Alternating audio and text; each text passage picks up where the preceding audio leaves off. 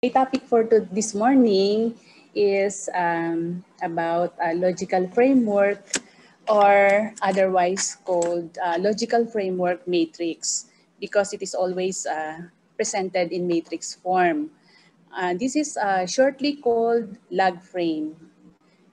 Now, these topics were modified and adapted from OBME training notes, where uh, I have attended through the sponsorship of the OSTP card in 2018.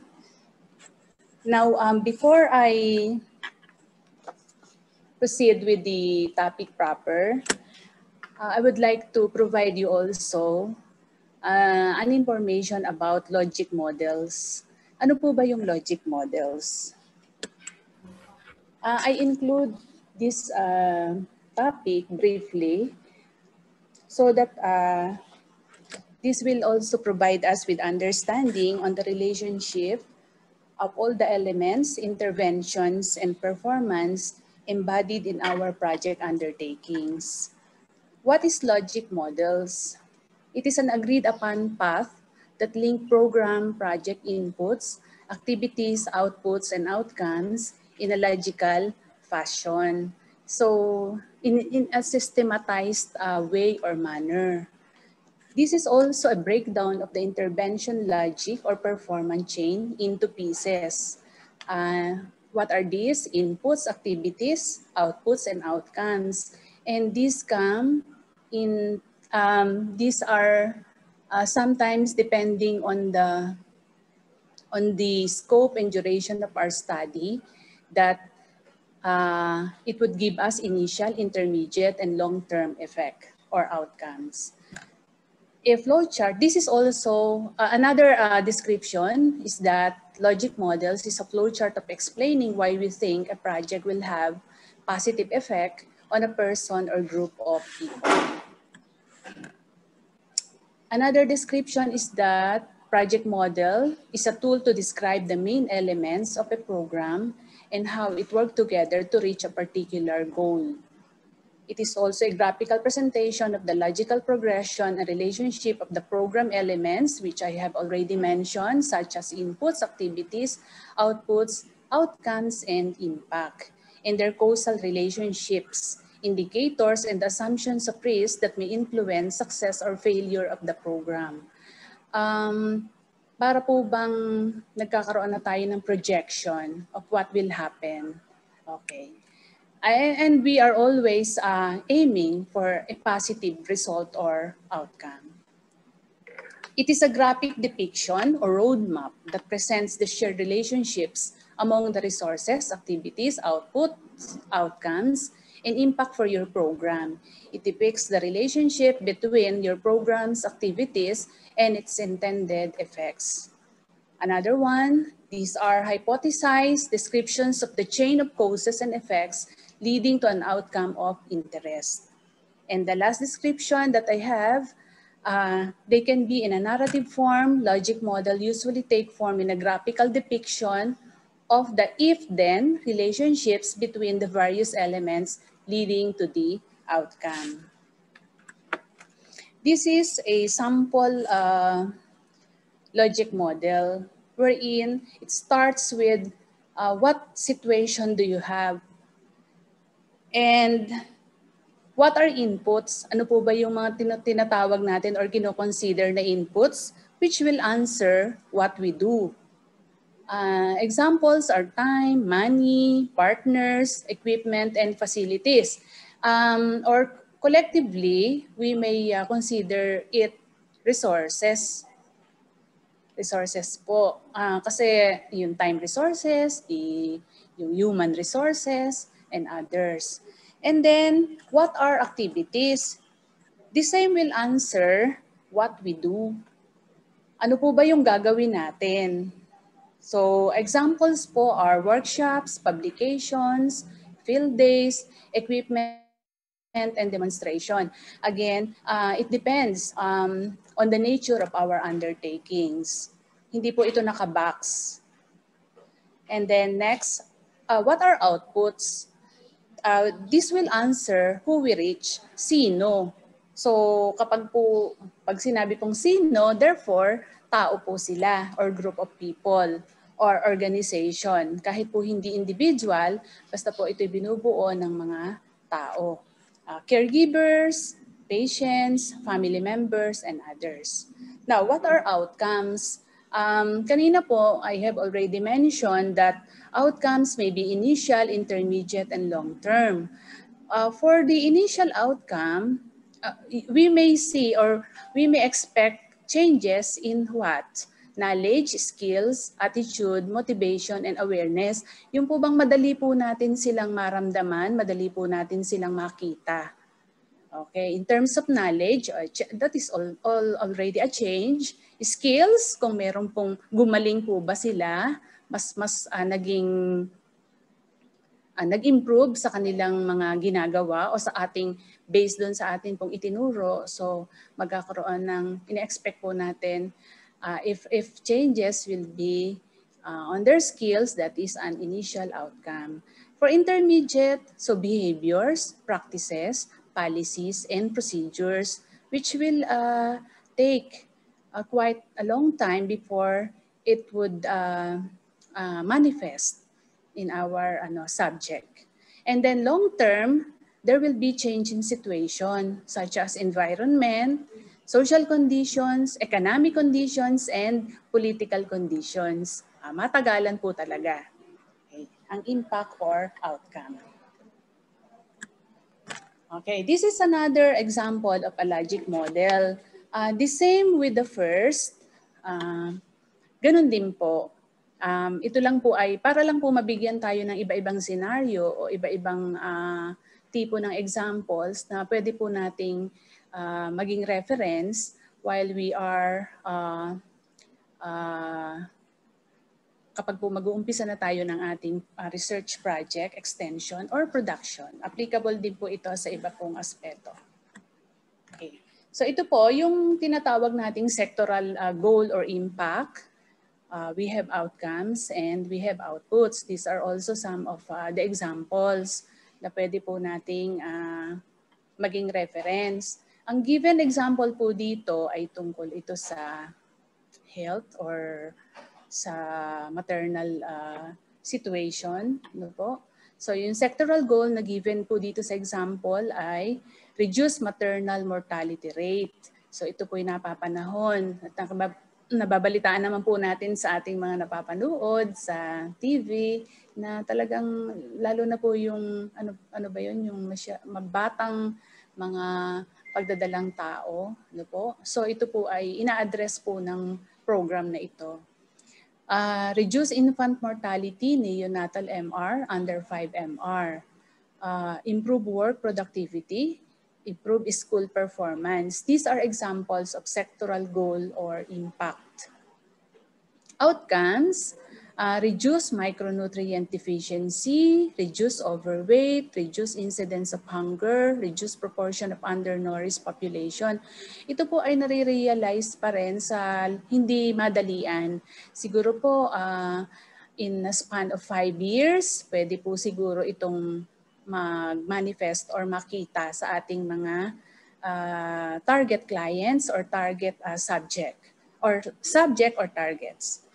For outputs, policies, yan, advocated, enacted, complied, implemented. Kaya po sa ating mga objectives kung minsan ng ating mga project undertakings, research project undertakings, nilalagyan po natin na yung mga policy recommendations. Opo, kasi pwede po itong i-work out na hindi nangangailangan ng mahabang panahon.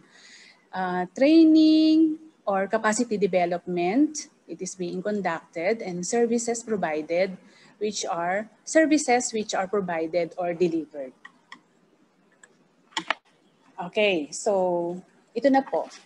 Ito na po yung ating main topic for discussion.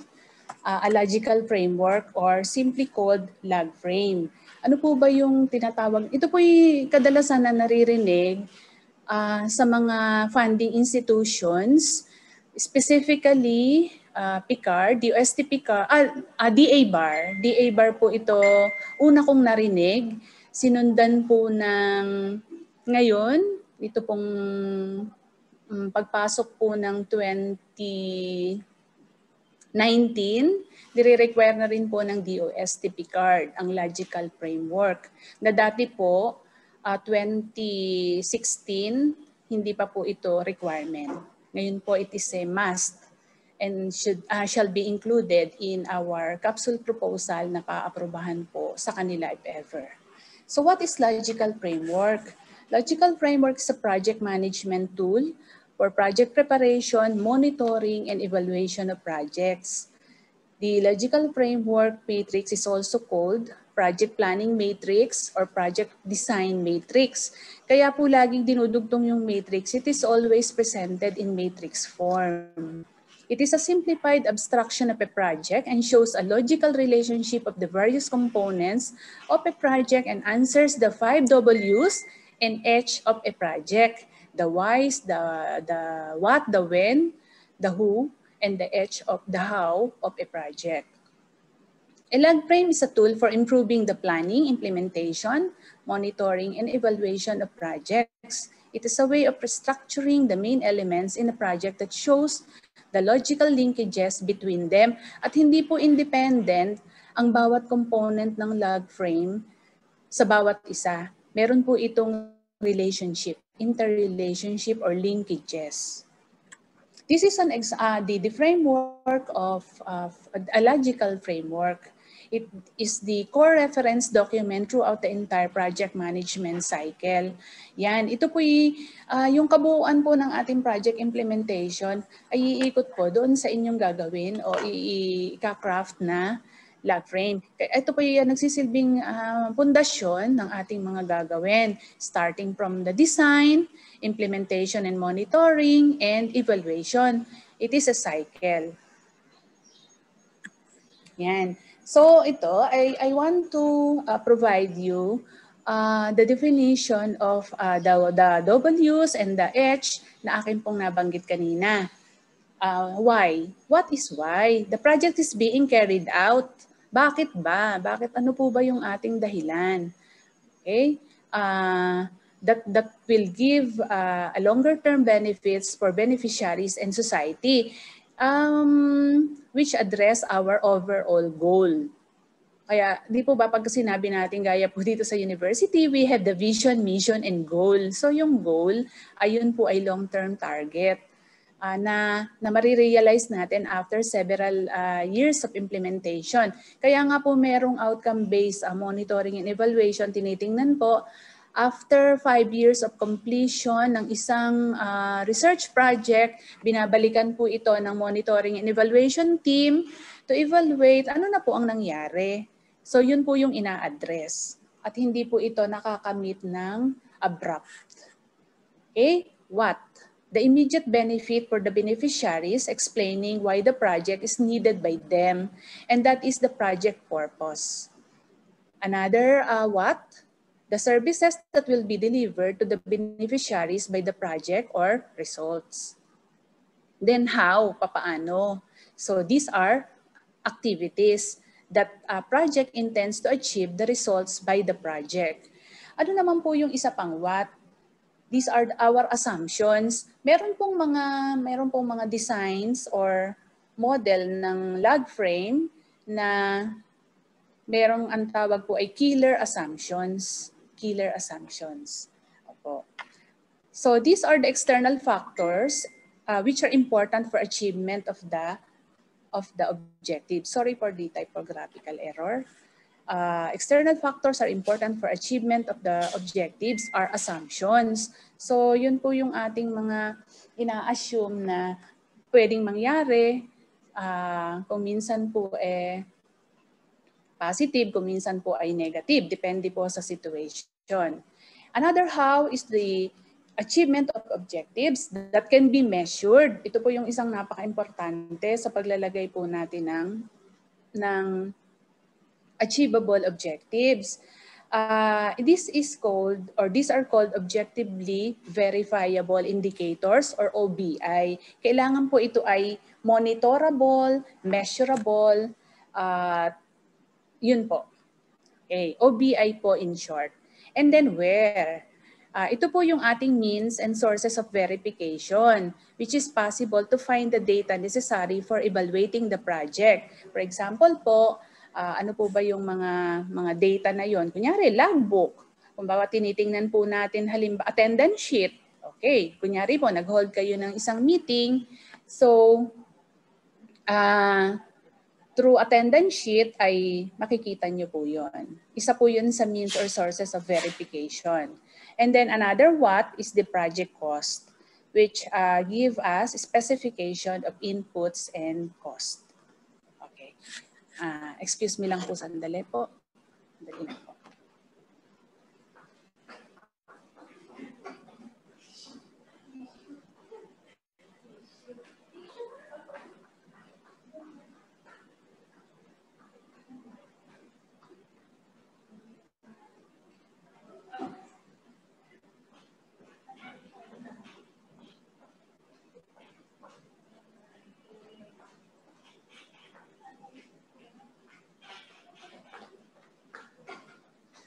Okay, pasensya na po. Yan. Now, yung pong ating objective ay meron pong hierarchy. Level-level din po yan. Kaya po di po ba sa atin pong mga, kahit po sa ating lessons objectives, may hierarchy din po tayong ginagawa. Ito po ay mas lalo pong applicable sa ating mga research undertakings. Ano po ba yung overall objective na ating pong sinasabi? This contribute to improved family health, particularly in general health of the riverine ecosystem. This is an example. Ang tinutukoy po dito, ang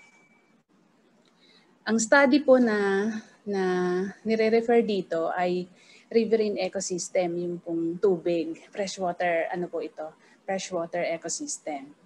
Okay. Purpose, improved river water quality.